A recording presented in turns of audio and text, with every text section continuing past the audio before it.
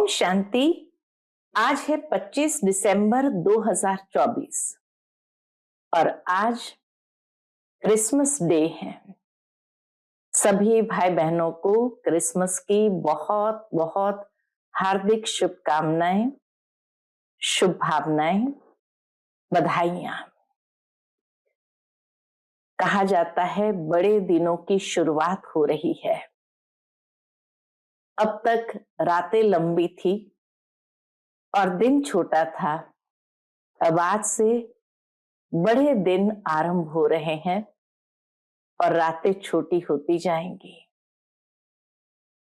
ऐसे समय पर ही क्रिसमस फादर इस संसार में आकर के अनेक बच्चों को बहुत सुंदर तोहफे देते हैं।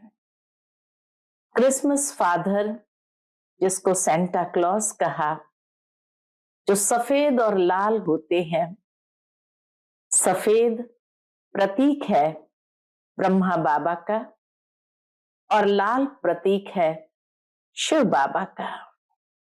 तो बाप दादा दोनों इस संसार में जब आते हैं कलयुग के अंत में, कि जब से अंधकार समाप्त होने जा रहा है और उजियारे की ओर हम आगे कदम बढ़ा रहे हैं, अर्थात ये कलयुगी रूपी रातें समाप्त हो रही है और सतयुगी दिन की ओर हम आगे बढ़ रहे हैं।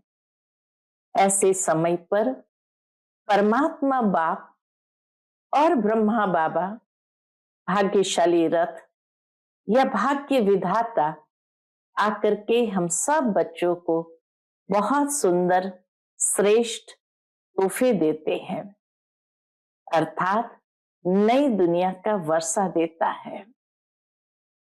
तो ऐसे सुंदर समय पर जब बाप दादा अवतरित होते हैं तो सभी बच्चे बहुत खुश राजी में आ जाते हैं। तो आज के बाबा के मधुर महावाक्य हैं कि बच्चे, तुम्हें कोई भी अगर पूछते हैं कि आप राजी खुशी हो, तो कहो हाँ, हम सदा राजी खुशी में हैं। अगर बीमार भी है तो भी तुम राजी खुशी में हो। सिर्फ बाप ही आकर के जब देखते हैं कि बच्चे कहीं माया के वश हो गए हैं, तो बाबा समझ जाते हैं कि बच्चे राजी खुशी में नहीं है, परवश है। तो माया के अधीन होना अर्थात हमारी खुशी गायब होना। तो इसलिए बाबा कहे, बच्चे तुम सदैव खुश राजी रहो और प्यार से बाप को याद करते चलो। तो सुनते हैं आज के बाबा के अनमोल मधुर महावाक्य। ओम शांति। मीठे बच्चे, कदम कदम श्रीमत पर चलना यही हाईएस्ट चार्ट है। जिन बच्चों को श्रीमत का रिगार्ड है वो मुरली जरूर पढ़ेंगे। आज की मुरली से प्रश्न है, तुम ईश्वर के बच्चों से कौन सा प्रश्न कोई भी पूछ नहीं सकता है? उत्तर, तुम बच्चों से ये कोई भी नहीं पूछ सकता कि तुम राजी खुशी हो, क्योंकि तुम कहते हो हम सदैव राजी है। परवाह थी पार ब्रह्म में रहने वाले बाप की, वह मिल गया, बाकी किस बात की परवाह करनी। तुम बल बीमार हो तो भी कहेंगे हम राजी खुशी है। ईश्वर के बच्चों को किसी बात की परवाह नहीं। बाप जब देखते हैं इन पर माया का वार हुआ है तो पूछते हैं, बच्चे राजी खुशी हो? ओम शांति। बाप समझाते हैं, बच्चों की बुद्धि में यह जरूर होगा कि बाबा बाप भी है, टीचर और सुप्रीम गुरु भी है। इस याद में जरूर होंगे, ये याद कभी कोई सिखला न सके। कल्प कल्प बाप ही आकर के सिखलाते हैं। वह ज्ञान सागर पतित पावन है, यह अभी समझाया जाता है। जबकि ज्ञान का तीसरा नेत्र दिव्य बुद्धि मिली है। ज्ञान का तीसरा नेत्र अर्थात दिव्य बुद्धि मिली है। बच्चे भल समझते तो होंगे, बाबा कहे बच्चे भल समझते तो होंगे, परंतु बाप को ही भूल जाते हैं, तो टीचर गुरु फिर कैसे याद आएगा।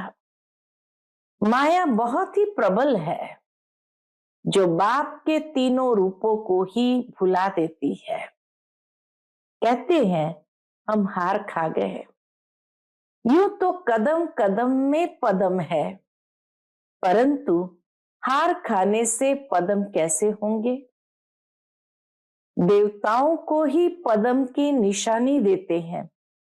यह ईश्वर की पढ़ाई है, ऐसे मनुष्य की पढ़ाई कभी हो न सके। बल देवताओं की महिमा की जाती है, फिर भी ऊंचते ऊंच है एक बाप। बाकी उनकी बड़ाई क्या है। आज गदाई कल राजाई। बाबा कहे आज की दुनिया में आज है गदाई, कल है राजाई। अभी तुम पुरुषार्थ कर यह बन रहे हो। जानते हो इस पुरुषार्थ में फेल बहुत होते हैं।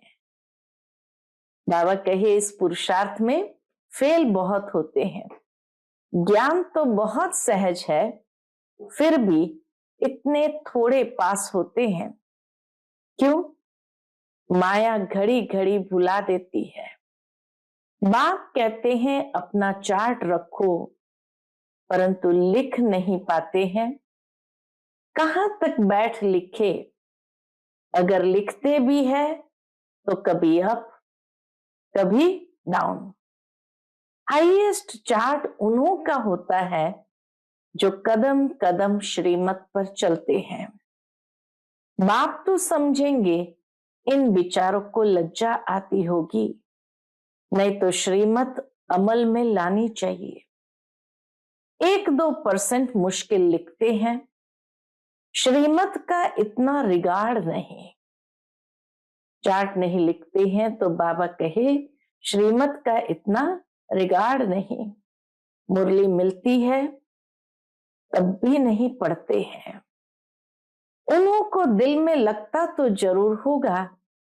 बाबा कहते तो सच है, हम मुरली नहीं पढ़ते हैं तो औरों को क्या सिखलाएंगे। बाप तो कहते हैं मुझे याद करो तो स्वर्ग के मालिक बनो।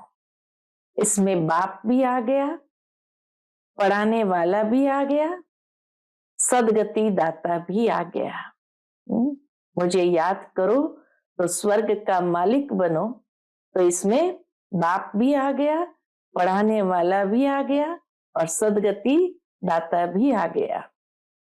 थोड़े थोड़े अक्षर में सारा ज्ञान आ जाता है। यहां तुम आते ही हो इसको रिवाइज करने।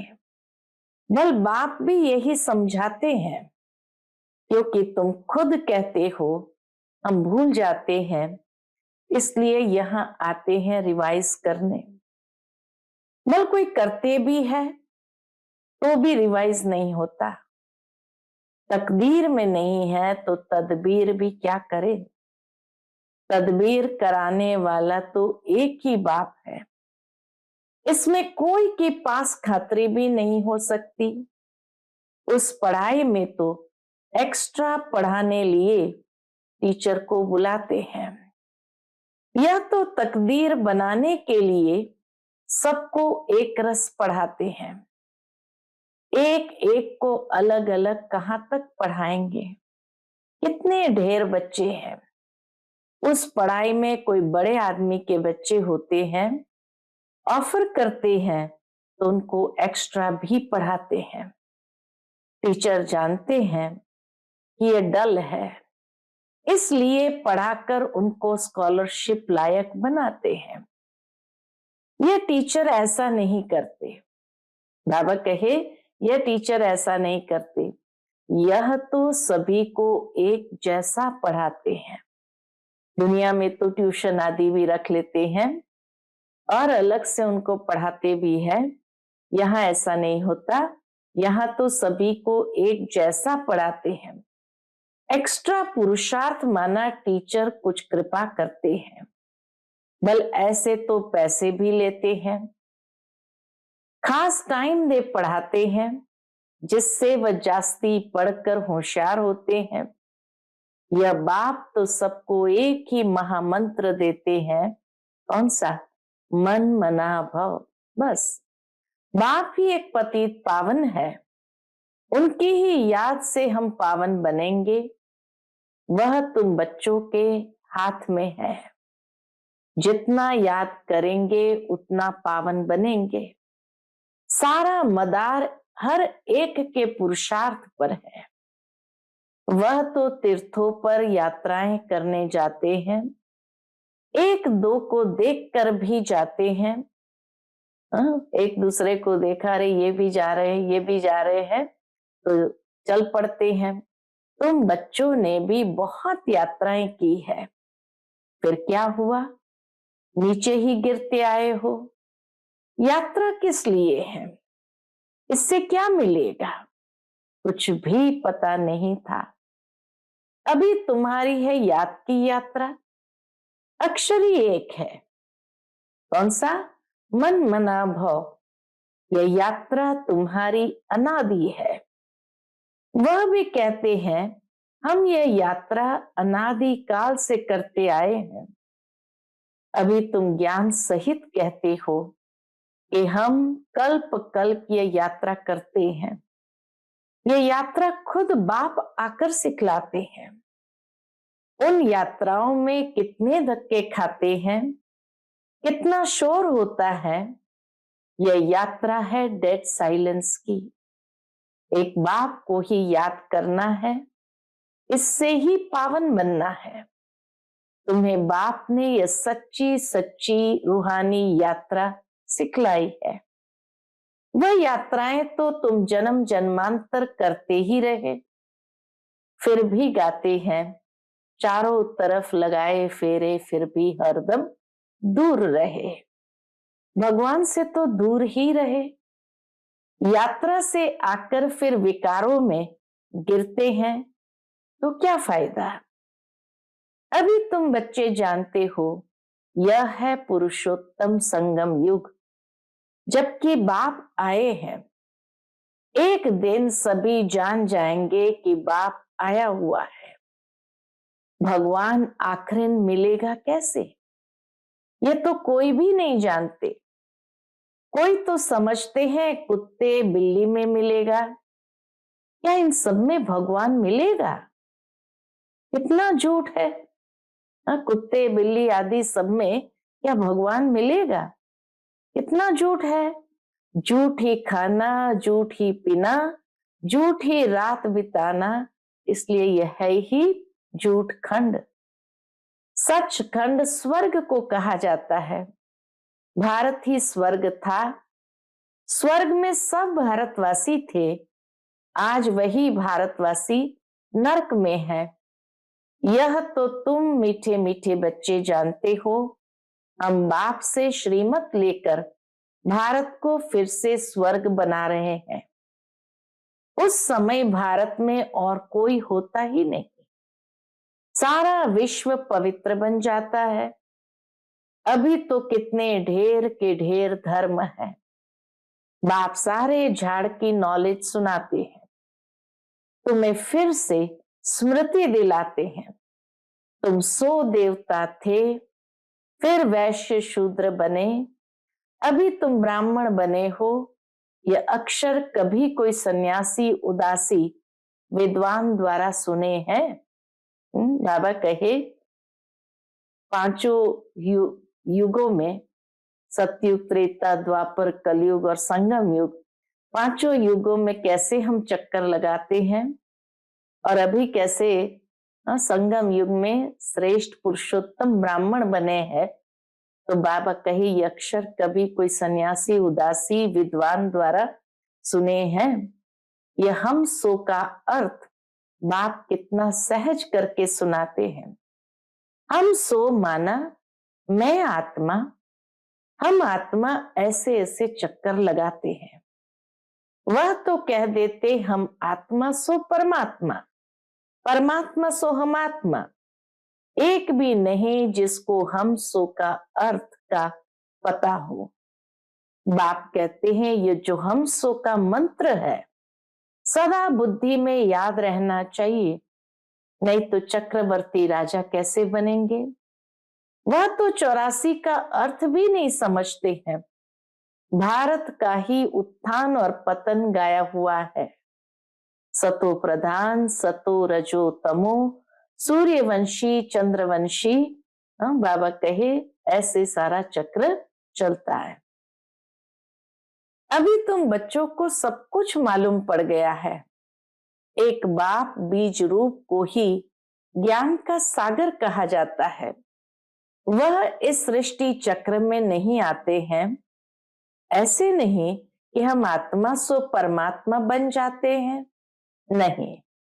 बाप आप समान नॉलेजफुल बनाते हैं, आप समान गॉड नहीं बनाते। इन बातों को अच्छी रीति समझना चाहिए, तभी बुद्धि में चक्र चल सकता है। तुम बुद्धि से समझ सकते हो कि हम कैसे 84 के चक्र में आते हैं। इसमें समय, वर्ण, वंशावली सब आ जाते हैं। इस नॉलेज से ही ऊंचते ऊंच बनते हैं। नॉलेज होगी तो औरों को भी देंगे। उन स्कूलों में जब इम्तिहान होता है तो पेपर आदि भराते हैं। पेपर विलायत से आते हैं। जो विलायत में पढ़ते होंगे उनमें भी कोई बड़ा एजुकेशन मिनिस्टर होगा तो जांच करते होंगे। यहां तुम्हारे पेपर्स की कौन जांच करेगा। इस ईश्वरीय विश्वविद्यालय में बाबा कहे एग्जाम पेपर्स की कौन जांच करेगा, तुम खुद ही करेंगे। ऐसा वंडरफुल स्कूल कहो कॉलेज कहो कोई होता नहीं कि जहां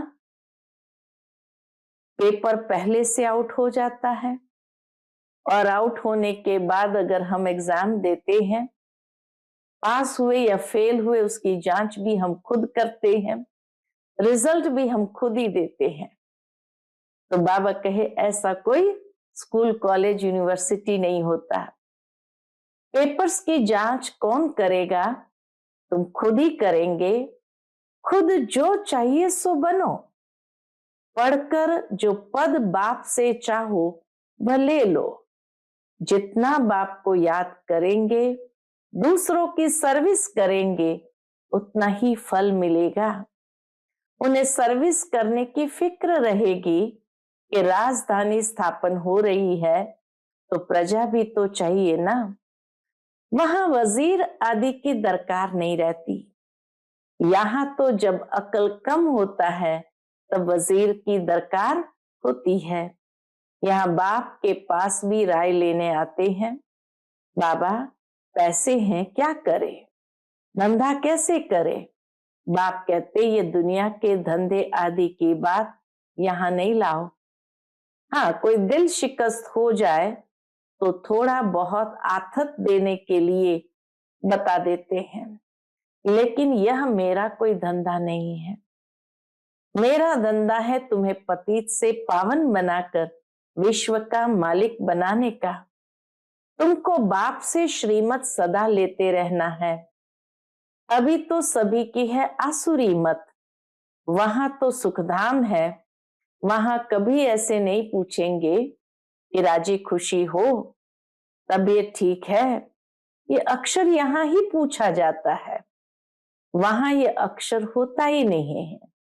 स्वर्ग में कोई किसी को पूछते नहीं आप राजी खुशी हो, तबीयत ठीक है। दुखधाम के कोई अक्षर ही नहीं, परंतु बाप जानते हैं बच्चों में माया की प्रवेशता होने के कारण बाप पूछ सकते हैं कि ठीक ठाक राजी खुशी हो।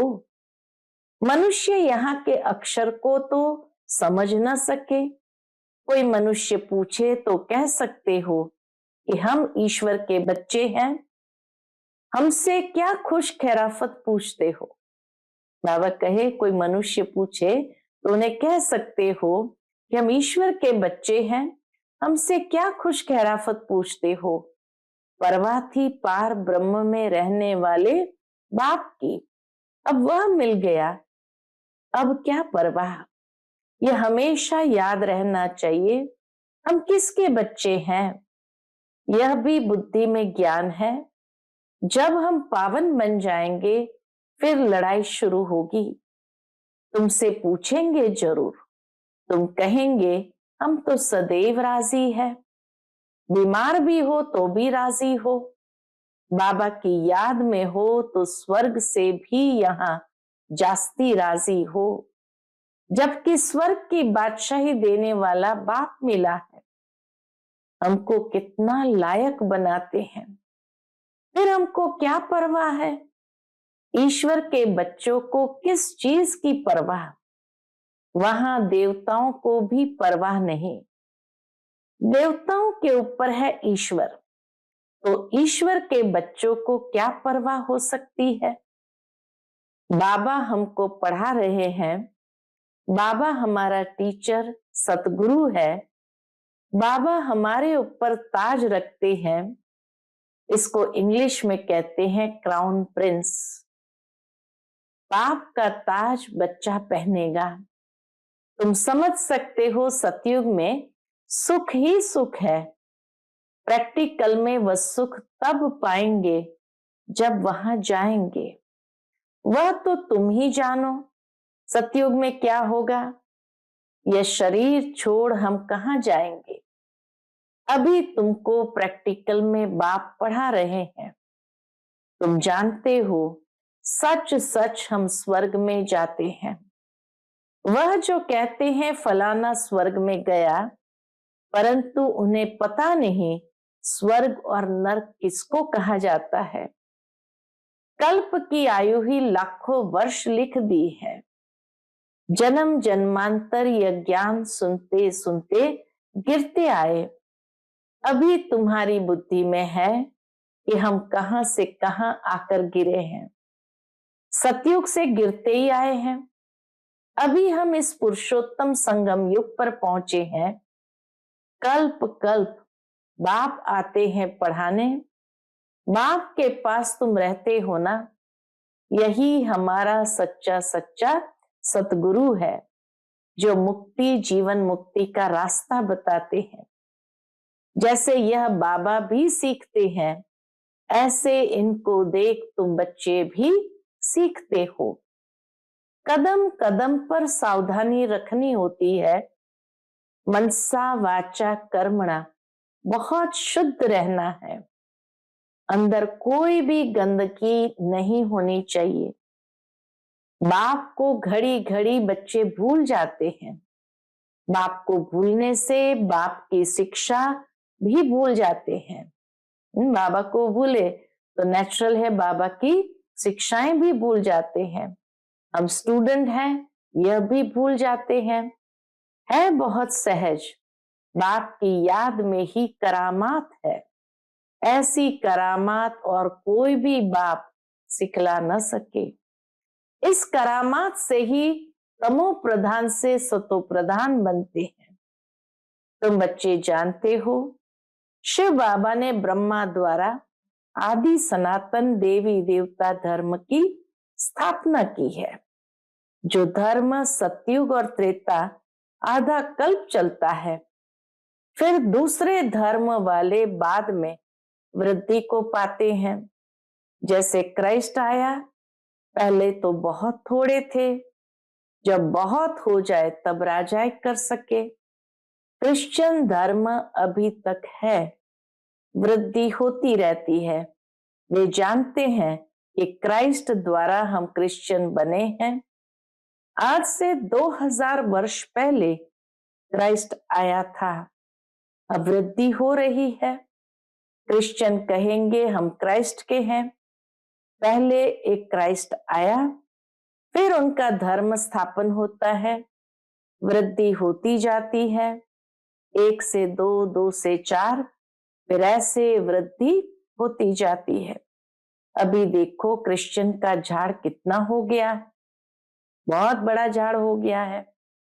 फाउंडेशन है देवी देवता घराना, इसलिए ब्रह्मा को ग्रेट ग्रेट ग्रैंडफादर कहा जाता है। परंतु भारतवासियों को ये भूल गया है कि हम परमपिता परमात्मा शिव के डायरेक्ट बच्चे हैं। क्रिश्चियन भी समझते हैं आदि देव होकर गए हैं, जिसके ये मनुष्य वंशावली है। बाकी वह मानेंगे तो अपने क्राइस्ट को ही, क्राइस्ट को, बुद्ध को फादर समझते हैं। सीजरा है ना, जैसे क्राइस्ट का यादगार क्रिश्चियन देश में है, वैसे तुम बच्चों ने यहाँ तपस्या की है, तब तुम्हारा भी यादगार यहाँ आबू में है। अच्छा, मीठे मीठे सिकिलदे बच्चों प्रति माता पिता बाप दादा का याद प्यार और गुड मॉर्निंग। रूहानी बाप की रूहानी बच्चों को नमस्ते। हम सब रूहानी बच्चों की रूहानी माता पिता बाप दादा को याद प्यार, गुड मॉर्निंग और नमस्ते नमस्ते। शुक्रिया बाबा, शुक्रिया। आज की मुरली से धारणा के लिए मुख्य सार है। पहली पॉइंट, डेड साइलेंस की सच्ची सच्ची रूहानी यात्रा करनी है। हम सो का मंत्र सदा याद रखना है, तब चक्रवर्ती राजा बनेंगे। दूसरी पॉइंट, मनसा वाचा कर्मणा बहुत शुद्ध रहना है, अंदर कोई भी गंदगी न हो। कदम कदम पर सावधानी रखनी है, श्रीमत का रिगार्ड रखना है। आज का बाप दादा का मधुर वरदान हम बच्चों के प्रति है, निर्माणता के गुण को धारण कर सबको सुख देने वाले सुखदेवा सुख स्वरूप भव। निर्माणता के गुण को धारण कर सबको सुख देने वाले सुखदेवा सुख स्वरूप भव। आप महान आत्माओं की निशानी है निर्माणता। जितना निर्माण बनेंगे उतना सर्व द्वारा मान प्राप्त होगा। जो निर्माण है वह सबको सुख देंगे। जहां भी जाएंगे, जो भी करेंगे वह सुखदायी होगा। तो जो भी संबंध संपर्क में आए वह सुख की अनुभूति करे। इसलिए आप ब्राह्मण आत्माओं का गायन है, सुख के सागर के बच्चे, सुख स्वरूप सुख देवा। तो सबको सुख देते और सुख लेते चलो, कोई आपको दुख दे तो लेना नहीं। आज का स्लोगन है, सबसे बड़े ज्ञानी वह है जो आत्म अभिमानी रहते हैं। सबसे बड़े ज्ञानी वह है जो आत्म अभिमानी रहते हैं। अच्छा, ओम शांति।